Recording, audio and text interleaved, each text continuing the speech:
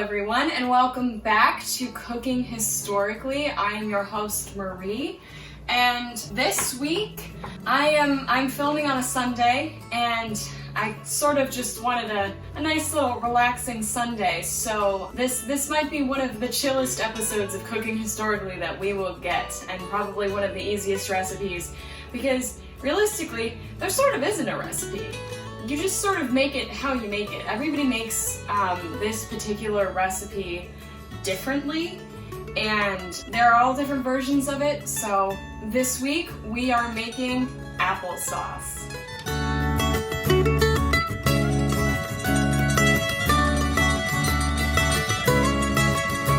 Now, this sounds a lot harder than it actually is. Applesauce, I feel like, sometimes is intimidating to people, like making your own applesauce. But this recipe is also from the 1860s, where a lot of newfangled technology that people use to make applesauce now didn't exist. So this is an older version of applesauce, so it's way easier to make than the new, like, smooth, all of that sort of applesauce. So, and also on that note, if you were expecting an applesauce recipe that would be like sort of modern applesauce, you might want to look on Pinterest, because this is not going to be that. This is more likely going to be almost the mashed potato versions of applesauce. So it's gonna be chunky, and it's gonna be, you know, rustic. So let's get to it. So first, what you're going to need is you are going to need butter, brown sugar, lemon zest, and a bunch of apples. I have a bushel of apples. I'm just using gala apples because they're probably like the easiest to find. And I have prepared them by washing them first. And again, there's not really a specific recipe to this. So like, it does call for brown sugar and butter, but it doesn't really tell you how much. It just says to your taste.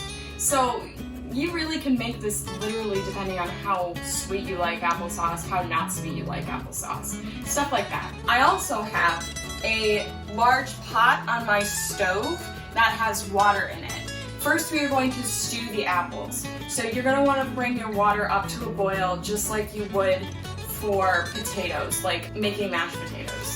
And while your pot of water is coming to a boil, the next thing you're going to do is to core and chop up your apples. I'm just gonna do a loose chop. You want to make sure that you don't have any seeds and any of that stuff in the applesauce itself. You also want to chop up your apples small enough to make sure that you're able to mash them easily. But if you stew them for long enough, it should be fairly easy to begin with, but we just want to make this as easy as we can for ourselves. Relaxing Sunday. You can peel your apples and do this, or you can leave the peels on like I'm going to, because I like the color it makes actually. It makes a really, really cute little pink color. So I'm going to leave the peels on, and also most of the really, really good antioxidants in apples are in the peel anyway. So health boost. So I'm just going to put in my apples because I don't have a whole lot of room on my cutting board. I'm just going to put them in as I go and as I chop them. I was sort of going to use an apple core, but it didn't work exactly the way I wanted it to, so I've ended up just cutting up cores by hand, besides these two apples. So I'm cutting my apples into about quarter-sized chunks. So I've got all of my apples in the pot of water, so now I'm just gonna let them stew until they're soft. And don't forget to stir occasionally to make sure that all of the apples are equally stewed.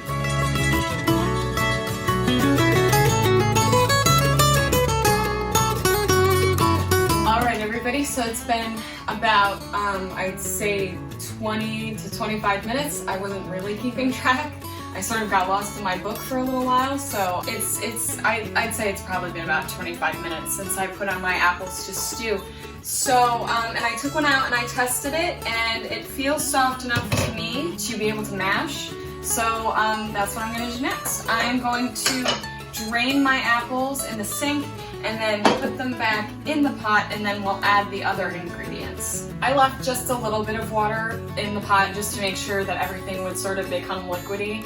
So the next thing I'm going to do is I'm going to go in and I'm going to mash my apples. So the next thing we are going to do after our apples are mashed to our liking, we are just gonna go in with some lemon zest. It doesn't have to be a whole lot, it's just lemon zest. And then we're just gonna mix in that little bit of lemon zest. And then we are going to go in with brown sugar. Now this is completely to your taste. If you like it sweeter, if you don't like it as sweet, just kind of taste as you go. And then after the brown sugar, I'm going to add a little bit of butter and a little bit of nutmeg.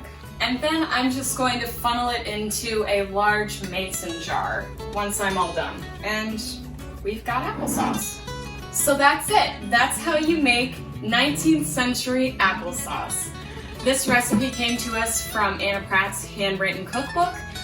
In the book that we sell at the Chenango County Historical Society, Made 9 Pies, as per usual. Thanks everybody for watching, and I hope you have a great rest of your week.